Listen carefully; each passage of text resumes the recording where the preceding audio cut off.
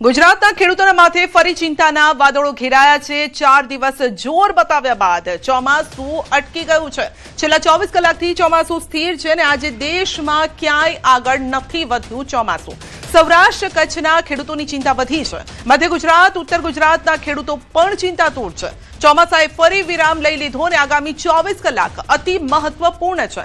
ગયા વર્ષે 25 જૂન સુધીમાં આખા ગુજરાતમાં બેસી ગયું હતું ચોમાસું, પરંતુ હજુ પણ વરસાદના ક્યાંય ઠેકાણા નજર નથી આવી રહ્યા અને પહેલા અને અત્યારની શું પરિસ્થિતિ છે તે આપ જોઈ લો। મેપના માધ્યમથી જ આપ સમજી શકો છો કે 23 થી 25 જૂન ગુજરાતમાં ચોમાસું, પરંતુ અહીંયા આપ જોઈ શકો છો વરસાદના અહીંયા કોઈ જ એંધાણ અહીં નથી વર્તાઈ રહ્યા।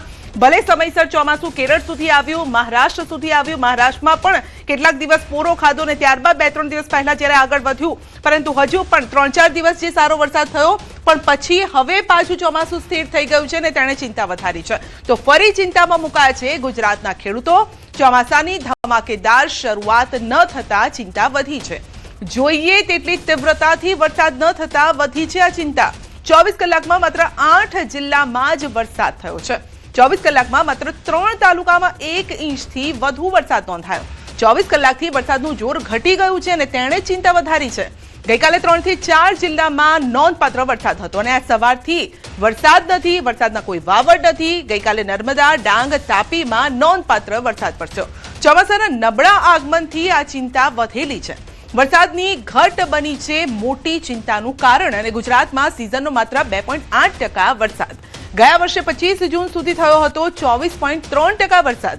રાજ્યમાં અત્યાર સુધી વરસાદની 74% ઘટ છે। જેવો થવો જોઈએ એવો વરસાદ નથી થયો અને ઉપરથી ઓછો વરસાદ એટલે કે 74% ઓછો વરસાદ થયો છે।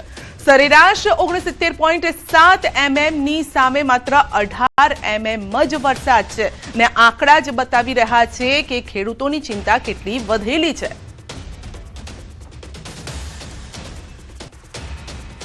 તો વરસાદને લઈને ખૂબ જ મહત્વના સમાચાર। હવામાન વિભાગે જાહેર કર્યું છે 4 સપ્તાહનું સંભવિત ચિત્ર। 2 થી 23 જુલાઈ સુધીમાં જામી શકે છે વરસાદી માહોલ। 2 જુલાઈથી સાર્વત્રિક વરસાદના એંધાણ। જુલાઈના પહેલા સપ્તાહમાં સામાન્યથી વધુ વરસાદ સંભવ છે। સૌરાષ્ટ્ર દક્ષિણ ગુજરાત માટે સારા સમાચાર છે। કચ્છ ઉત્તર ગુજરાત મધ્ય ગુજરાત માટે થોડા માઠા સમાચાર છે।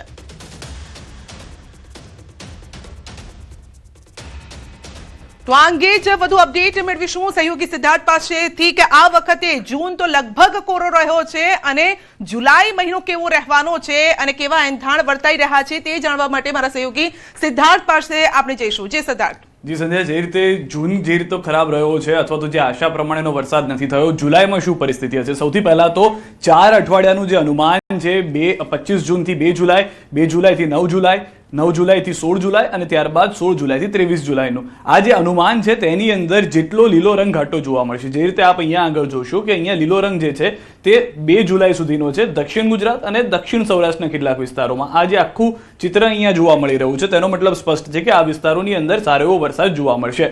પરંતુ સૌથી વધારે મહત્વની વાત કે જ્યારે સારો વરસાદ થશે એ હશે 2 જુલાઈથી લઈને 9 જુલાઈ સુધીનો, કે જ્યારે મોટાભાગનું ગુજરાત જે છે, કચ્છનો થોડો વિસ્તાર આપણે બાકાત કરી દઈએ તો મોટાભાગના ગુજરાતમાં વરસાદ જોવા મળી રહ્યો છે।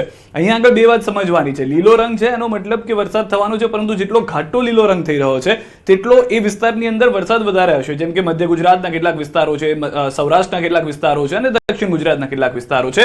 આ 2 જુલાઈથી 9 જુલાઈની વાત છે। 2 જુલાઈથી 9 જુલાઈ બાદ પરિસ્થિતિ આપ જુઓ 9 થી 16 જુલાઈની, તો ત્યારે પણ વરસાદ જે છે તો જોવા મળી જ રહ્યો છે। સમગ્ર ગુજરાતમાં વરસાદ રહેશે। કચ્છમાં હજી પણ થોડી ત્યાં આગળ બની શકે છે કે વરસાદની શક્યતાઓ ઓછી દેખાડવામાં આવી રહી છે અત્યારના, પરંતુ સમગ્ર ગુજરાતમાં 9 જુલાઈથી લઈને 16 જુલાઈ સુધી પણ વરસાદ જોવા મળશે અને ત્યારબાદ આખું ગુજરાત જે છે તે 16 થી 23 જુલાઈમાં વરસાદમાં જોવા મળી શકે છે। પરંતુ અહીંયા આગળ જે ઘાટો લીલો રંગ હતો કે જે આપણે 2 જુલાઈથી 16 જુલાઈની વચ્ચે 2 અઠવાડિયામાં જોયો હતો તે અહીંયા આગળ ઓછો થઈ જાય છે। આ બધાની વચ્ચે થોડી જે ચિંતાની વાત એ છે કે જે સામાન્ય રીતે વરસાદ થતો હોય છે તેનાથી ઓછો વરસાદ થઈ શકે છે, જે થયો પણ ખરી। એક રીતે અહીંયા આગળ ફરી વખત આપને દેખાડીશ કે જે 4 અઠવાડિયાનું અલગ અલગ પ્રોજેક્શન છે તે પ્રમાણે 25 જૂનથી 2 જુલાઈમાં જેટલો આપ કેસરીયો રંગ અથવા તો પીળો રંગ જોઈ રહ્યા છો તેનો મતલબ એટલો છે કે જે સામાન્ય રીતે વરસાદ થતો હોય છે તેનાથી ઓછો વરસાદ થશે.